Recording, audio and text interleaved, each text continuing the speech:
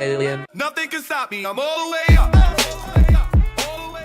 B-Boy, B-Girl, aujourd'hui on va parler d'un sujet extrêmement important, si ce n'est le plus important. Il s'agit de la souplesse et donc par extension des étirements assouplissements. A tout de suite. Le fait de pratiquer ou non les étirements est d'après moi le facteur qui va être le plus important en breakdance. Et ça pour plusieurs raisons. Il va remporter haut la main l'impact sur la performance et sur la prévention des blessures. Donc pour que ça soit un peu plus clair là sur les éléments qui vont suivre, on va essayer de traduire notre état physique sur le nombre 10. Ok, donc on retient simplement ça. Dans un des articles précédents qui concernait l'échauffement, on a vu que l'échauffement avait une corrélation positive avec la performance. Ça veut dire qu'en présence d'échauffement, on était plus performant. Donc on va dire que lorsqu'on s'échauffe, on passe de notre état de 10 à 15. En revanche, si on ne s'échauffe pas, on est simplement à 10. D'accord? Donc l'effet, il est simple. Donc on va voir pour les étirements que c'est un peu différent. D'une part, en fait, lorsqu'on s'étire, il augmente les performances. Non pas quand il est suivi par un effort sportif, mais c'est sa pratique régulière qui fait qu'on devient plus performant. Lorsqu'il n'est pas pratiqué, c'est ce qui nous intéresse, c'est un facteur qui est limitant dans la performance. Ça veut dire qu'il va réduire la performance s'il n'est pas pratiqué. On va simplement noter là que ne pas s'étirer, ça augmente le risque de blessure, ça réduit votre amplitude de mouvement, donc l'expression de votre créativité, parce qu'aujourd'hui les personnes les plus créatives, on peut le voir qu'elles sont aussi souples, et c'est là aussi qui peut être intéressant pour tous nos amis power movers ou tricksers, il va réduire votre apprentissage des power moves, vous allez mettre plus longtemps à apprendre. Donc si on prend notre exemple avec l'échauffement, on va passer à 15, l'étirement va passer également à 15. Par contre, si on ne s'étire pas, on ne revient pas à 10 comme l'échauffement, on est en dessous, on est à 5.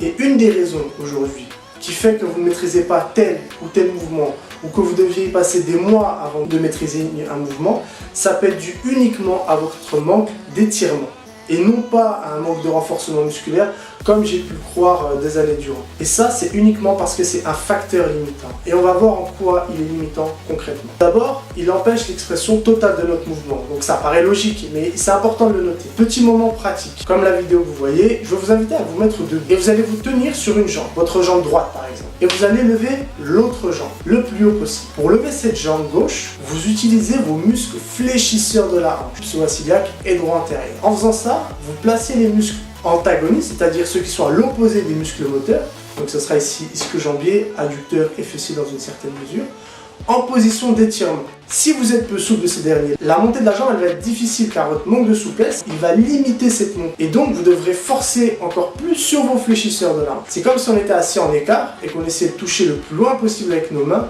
alors que quelqu'un nous tire vers l'arrière. C'est contre-productif, vous allez ramer plus qu'autre chose. Maintenant, on va voir ce qui se passe au niveau des bénéfices. Préparation du corps à l'effort, en cas de présence à l'échauffement, on va voir comment on peut l'intégrer. Prévention des blessures, ça c'est hyper intéressant pour continuer sur le long terme. Accélération de l'apprentissage des mouvements techniques, donc ça doit être un point clé. Augmentation de la production de force, hyper important également, etc. Retenez ici, n'envisagez aucune phase, aucun trick sans souplesse. Ça ne vous empêchera pas de réussir. Beaucoup sont très peu souples et réussissent. Mais croyez-moi, non seulement vous vous sentirez mieux en étant souple, vous apprendrez plus vite, vous éviterez les blessures, vous ouvrirez vos possibilités de mouvement. Maintenant qu'on a fait ce petit point-là, on va essayer de comprendre un peu la terminologie qu'il y a dans les étirements. Donc vous avez vu que je parle d'étirement, mais il y a aussi le terme assouplissement. Et c'est pas des synonymes. En fait, ce qui va différer entre les deux, c'est les méthodes de sollicitation. Bon, elles sont similaires à la base, mais dans les assouplissements, on utilise des temps de maintien qui sont beaucoup plus longs, dans la mesure où l'objectif ici, principal, c'est uniquement l'augmentation de l'amplitude articulaire. Les assouplissements, ils vont être réservés à des besoins spécifiques au niveau esthétique. Donc par exemple dans la danse, dans le patinage artistique, dans la gymnastique, dans les techniques d'escrime et donc par extension dans le breakdance. Dans la pratique générale, on utilise plus souvent les étirements. Dans la recherche du domaine de la souplesse, c'est extrêmement difficile d'essayer de voir ce qui est applicable au terrain parce qu'il y a une immensité de protocoles qui sont appliqués et du coup c'est dur de savoir exactement ce qu'il faut faire. Par exemple, si on compare la raideur et la souplesse, la raideur étant considérée comme une qualité nous permettant d'être plus fort, plus explosif, plus rapide, et ben on peut affirmer sans trop de risque qu'on ne peut pas cultiver les deux. Parce que être raide et être souple, c'est comme avoir chaud et froid en même temps. En gros, on ne peut pas être fort et souple à la fois. Donc certaines études tendent à dire ça et la logique voudrait que ça soit ça également. Mais ce qu'on voit, c'est que dans certaines études, c'est pas du tout ça qui se passe. Wilson et Cole ont montré qu'un entraînement de 8 semaines en souplesse chez des powerlifters, donc c'est des personnes qui soulèvent de lourdes charges, qui ont besoin comme qualité physique la force, les étirements sur ces 8 semaines-là leur ont permis d'améliorer leur puissance musculaire et la vitesse de développement de la force. Ça, c'est un point qui est super important, parce que ça, c'est bon signe pour nous. En fin de compte, on voit que la raideur et la souplesse, c'est deux composantes qui sont interdépendantes. Et elles peuvent être sollicitées et entraînées de façon indépendante ou conjointe. Vous avez peut-être l'impression, là, avec tout ce que je viens de vous dire, que vous en savez moins qu'avant la vidéo et que, mais au final, c'est hyper compliqué. Mais non, dites-vous une chose, vous êtes sur la bonne voie parce que vous êtes dans un état d'esprit où je sais que je ne sais pas, comme a pu nous dire notre ami Socrate. Restez dans cette dynamique-là et restez avec moi pour comprendre les étirements. Pour comprendre les étirements, il faut qu'on essaie de considérer un peu le corps humain sous forme d'un grand système de mouvement. Il est composé de 3 sous-systèmes. On a le système myofacial, qui veut dire que les muscles ne fonctionnent pas de manière isolée et indépendante, c'est-à-dire que mon biceps ne fonctionne pas tout seul, mon épaule ne fonctionne pas tout seul. Les muscles qui vont s'insérer dans des chaînes musculaires. Et une chaîne musculaire où les muscles qui les composent, ils peuvent être à la fois agonistes, c'est-à-dire moteurs d'un mouvement, ou antagonistes, opposés. Ça veut dire que les muscles qui produisent le mouvement d'une articulation agissent de façon opposée aux agonistes. Il est important qu'il y ait un rapport longueur-tension optimal au sein de chaque muscle. Un muscle trop étiré ou trop raccourci, trop raide, donc explosif, etc., il se contractera moins bien et il générera moins de force. Ce qu'il faut savoir également, c'est qu'on a certains muscles qui ont tendance à être soit plus raides ou au contraire plus souples. Il y a une classification qui provient d'un professeur qui a fait beaucoup de travail autour de cette recherche sur le contrôle neuromusculaire et la faiblesse d'un muscle. La faiblesse d'un muscle, elle provoque la raideur du muscle opposé et inversement. Donc en gros, ça sert à rien de renforcer ou d'étirer un muscle agoniste si on ne traite pas parallèlement la raideur du muscle antagoniste. Les muscles qui se raidissent le font pour compenser ceux qui sont trop relâchés. Donc l'objectif étant de stabiliser au mieux les articulations. Maintenant on voit le système squelettique, articulation et os.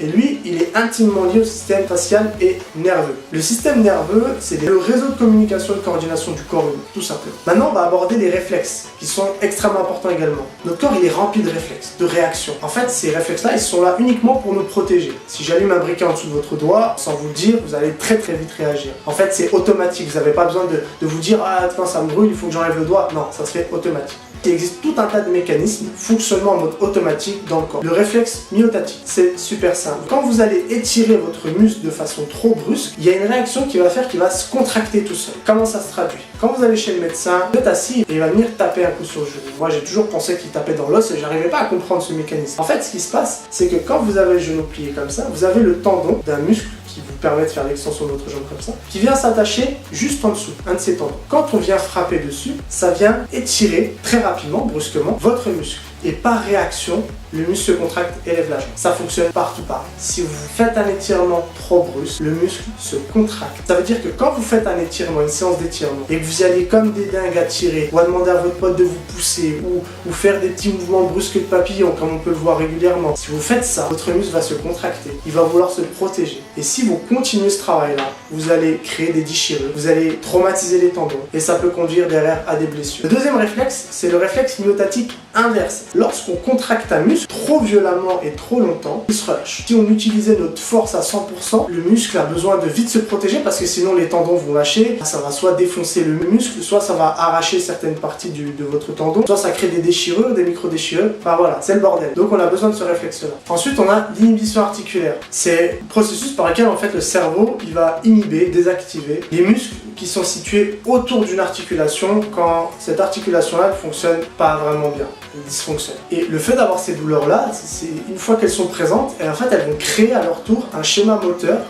compensatoire. En gros, on va se mettre à avoir une autre posture pour compenser cette douleur-là. Et donc on va compenser la posture et aussi les mouvements, donc qui sont eux-mêmes à l'origine de la douleur. Et c'est un cercle vicieux en fait. Et c'est là où c'est hyper problématique. Et ça engendre en fait ce qu'on appelle des adhérences.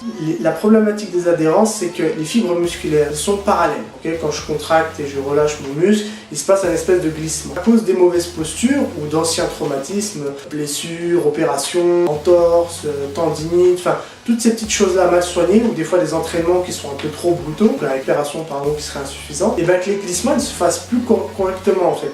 Et c'est là qu'on parle d'adhérence, parce qu'en fait, entre ces glissements, on va avoir des fois des points de contact. Et c'est ça qui fait que, du coup, avec ces points de contact-là, il n'y a plus un glissement qui est optimal. Et c'est un peu comme si certaines fibres musculaires, elles étaient collées. Elles vont limiter à la fois l'étirement et la contraction musculaire. Et le seul moyen, ça va être les automassages. En ayant ces adhérences-là, on va causer des blessures, augmenter le risque des blessures, mais on va aussi changer notre façon de nous mouvoir. Et ça, c'est un facteur qui va être très limitant dans l'acquisition des nouveaux mouvements en break, parce que on va être tout de suite dans un système de compensation, alors que les mouvements sont déjà très difficiles.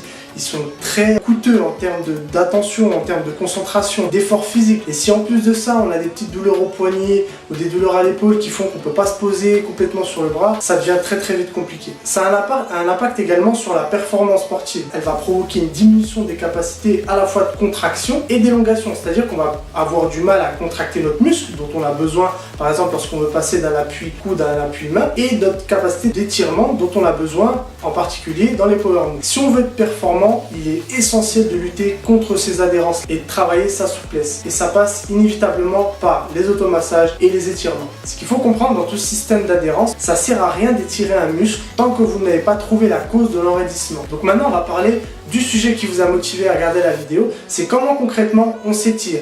Donc on a deux grandes familles dans les méthodes qui permettent de développer et d'entretenir sa souplesse. D'un côté, les étirements dits passifs et de l'autre, les étirements dits actifs.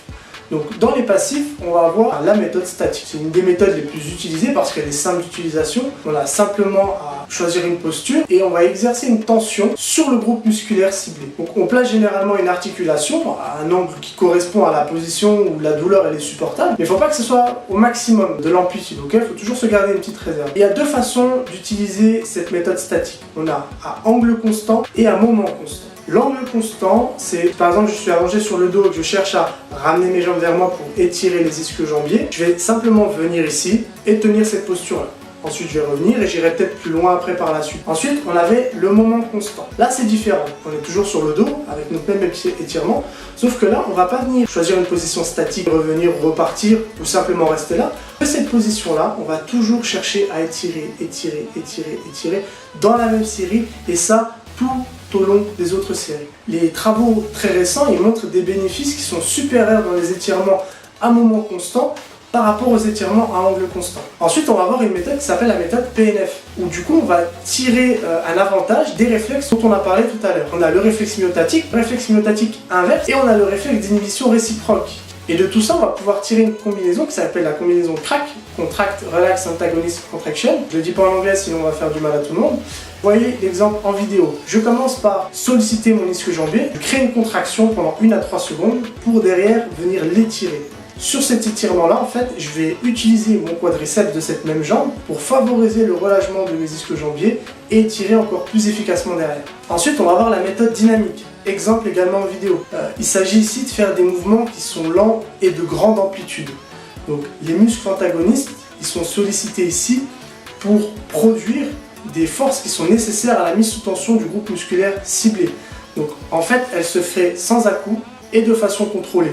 C'est la forme qu'on retrouve le plus souvent dans l'échauffement parce qu'on va pouvoir vraiment mimer les mouvements ou les contraintes qu'on va rencontrer derrière dans notre séance. Si par exemple l'objectif ce serait de faire Thomas, et bien l'ouverture qu'on a sur la première phase du mouvement, on peut très bien la mimer avec ces étirements-là sur cette phase d'échauffement. Vient ensuite la méthode balistique qui ressemble un peu à la forme dynamique mais avec un angle réduit et avec un peu plus de vitesse. Elle va compléter la forme précédente et c'est ce qu'on va faire en break, en power move par exemple, sur l'ouverture du Thomas. On va vraiment chercher à faire de petits mouvements et rapides. Et ce qu'on attend de cette méthode-là, c'est qu'elle va préparer le muscle au cycle naturel d'allongement et de contraction, c'est-à-dire la capacité du muscle à s'allonger et se recontracter derrière. Donc c'est très recommandé d'utiliser en échauffement avec des exercices, en essayant de mimer des exercices qui sont proches de notre pratique. Ensuite, on a les étirements actifs. Encore une fois en vidéo, on vient ici contracter l'agoniste, qui est l'ischio-jambier et le quadriceps, pour que l'antagoniste s'étire, donc ischio-jambier et mollet. Une fois la limite d'étirement de l'antagoniste atteinte, on poursuit l'étirement en exerçant une légère traction pour augmenter l'amplitude du mouvement. Donc c'est super intéressant, on va le voir dans un certain cas. Maintenant au niveau de la durée des étirements, qu'est-ce que ça donne? Et bien en fait il faut en moyenne 12 à 18 secondes pour atteindre un état de relaxation, pour favoriser l'étirement. Donc c'est pas nécessaire de maintenir une position d'étirement statique de plus de 20 ou 30 secondes. En ce qui concerne les méthodes PNF, sur la contraction, on va garder juste de 1 à 3 secondes à intensité de 60 à 65% de notre intensité maximale. Et on va juste continuer ensuite l'étirement pendant une trentaine de secondes. Maintenant, en ce qui concerne le nombre de répétitions, après 4 étirements similaires, il n'y a presque plus de changement de longueur de tissu. En fait, on ne gagne plus en souplesse. Donc ça ne sert à rien de faire plus de 4 séries d'étirements statiques. En fait, la majorité de la diminution de la raideur, elle se fait sur les 2 premières séries. Donc en gros, 80% des effets obtenus sont sur ces 2 séries-là. Ce phénomène, il s'appelle l'hystérésie. Donc ça consiste en une chose simple, c'est que plus vous faites de séries en étirement, plus votre corps il va vous rendre capable d'aller chercher loin dans cet étirement. Il faut faire attention avec ce genre de phénomène-là. Si vous allez chercher trop loin dans l'étirement, ça peut vous causer plus de tort que de bien. Au-delà d'un certain nombre de séries, la déformation en fait, elle risque d'être durable. Et le muscle il peut ne plus pouvoir revenir à sa longueur initiale. Surtout quand on dépasse la zone qu'on appelle d'élasticité et qu'on rentre dans la zone qu'on appelle plasticité du tissu. Et en fait, en faisant ça, on crée tout simplement une blessure qui s'appelle l'élongation, ou une courbature dans une moindre mesure, ou une déchirure musculaire dans une plus grande mesure. Donc on comprend mieux pourquoi, après une séance, mieux vaut éviter de s'étirer comme un dingue en cherchant un gain de souplesse. En revanche, quand tout se passe bien, une fois étirés, les tissus vont conserver quelque temps leur nouvelle longueur. Mais cette déformation-là, quand on la fait bien, elle n'est pas permanente. Et on sait qu'il faut en moyenne 3 à 4 heures pour que les muscles, les tissus, ils reprennent leur longueur initiale. En sachant ça, on sait qu'on peut effectuer toutes les 3 ou 4 heures notre routine d'étirement. Et c'est dans ces conditions-là qu'on va permettre les gains les plus rapides en souplesse. C'est aussi un laps de temps qu'il faudra respecter entre vos séances d'étirement et vos séances de renforcement. Maintenant, on va au niveau de la fréquence des séances. La dose optimale, elle serait de 6 fois par semaine ou 3 fois par semaine à condition d'en faire 2 séances par jour. Place dans la séance. Pour s'échauffer, je vous recommande les étirements de type balistique et dynamique qui trouvent très bien leur place, par exemple dans une séance de power move, mais aussi dans une séance break en général. Pour récupérer les étirements actifs, ça va vous permettre vraiment de favoriser la circulation sanguine et d'accélérer la récupération. Pour gagner en souplesse, moment constant ou angle constant et méthode crack. Privilégiez les étirements à froid en dehors de la séance d'entraînement. L'angle va être plus faible. En gros, on a atteint notre angle optimal, ou là où c'est le plus douloureux, aussi plus tôt. Si on considère que l'un des facteurs principaux de la souplesse, c'est le recul du seuil de la douleur, justement, et bien vous n'avez pas besoin de faire de grandes amplitudes. Choisissez juste vos moments dans la journée. Si vous comparez par exemple votre souplesse le matin et le soir, vous avez l'impression d'être plus souple le soir, mais non en fait. Simplement que le matin, vous avez plus de facilité à atteindre les tissus dont on a parlé. En termes de respiration, il faut chercher à inspirer profondément avant le début du mouvement. Puis on va expirer durant la phase d'allongement jusqu'à atteindre notre position maximale, entre guillemets. De là, on continue à respirer à petit volume en évitant tout blocage respiratoire. C'est-à-dire qu'à aucun moment, on va se mettre en apnée. Bannissez de votre tête l'idée d'objectif avec l'étirement. Il ne faut pas avoir d'objectif quand on s'étire. Il ne faut pas se dire, ouais, il faut que j'arrive à poser mon ventre au sol, il faut que j'essaye de toucher tel ou tel truc dans un mois. Non, il ne faut pas faire ça. L'objectif premier est de sentir que ça tire. Uniquement ça. Il y a trop de danseurs qui forcent sur leurs articulations pour atteindre le grand écart. Et ça, c'est une grosse erreur. Vous allez atteindre vos objectifs, mais vous allez en payer le prix. Le break, encore une fois, c'est pas un sprint, c'est une course de fond. Les meilleurs, c'est ceux qui ont survécu, qui ont réussi à se faufiler entre les mines, que sont les idées reçues. Regardez autour de vous, ceux qui brillent, ceux qui sont les meilleurs, qui actuellement sont les champions. Ils sont là depuis des années, pas ceux qui ont eu une ascension la plus fulgurante. C'est pas en 4 ans qu'ils sont devenus champions. La plupart, ça fait 10, 15, voire 20 ans qu'ils dansent, et encore, il y en a, ça fait encore plus longtemps que ça. Donc vraiment, respecter une des règles fondamentales, Christophe Cardio explique très bien, c'est la règle de la non-douleur. Ça doit être supportable. À partir du moment où votre corps, vos membres tremblent quand vous étirez, c'est que vous êtes allé trop loin. Là, vous mettez une pression qui est énorme sur vos fibres musculaires et vous avez des chances qu'elles se déchirent. Derrière, ça va créer une faiblesse, il créera une adhérence qui va enchaîner avec des schémas compensatoires. Derrière, va créer encore d'autres adhérences qui va ensuite aboutir sur une autre blessure et après, vous en avez vite pour des mois avant de pouvoir repartir tranquillement. Vous savez tout. Maintenant, il vous reste plus qu'à pratiquer. Je vous souhaite bon courage. Si vous avez des questions, dites-les moi dans les commentaires, j'y répondrai avec plaisir. N'oubliez pas le petit pouce qui fait plaisir, ça m'encourage dans mon travail et ça montre que vous aimez bien le concept. En attendant, je vous dis à très bientôt et je vous souhaite bon courage. Ciao!